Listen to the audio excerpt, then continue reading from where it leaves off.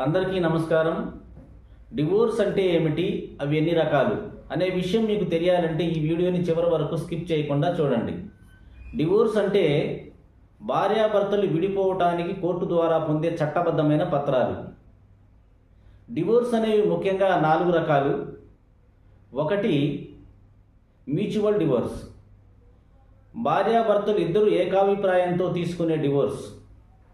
రెండవది contested divorce, భార్యాభర్తలు ఇద్దరిలో ఎవరైనా ఒకరు కావాలని తీసుకునే విడాకులు. మూడవది కన్వర్షన్ డివోర్స్, భార్యాభర్తలు చట్టబద్ధంగా విడిపోయి కొంతకాలం జీవించిన తరువాత కోర్టు ద్వారా పొందే డివోర్స్. దీన్నే కన్వర్షన్ డివోర్స్ అంటారు. నాలుగవది డివోర్స్ ఆన్ క్రూయాలిటీ గ్రౌండ్, క్రూరంగా హింసించడం, వరకట్న వేధింపులు, ఇలాంటి అనేక అంశాల ద్వారా పొందే విడాకులు.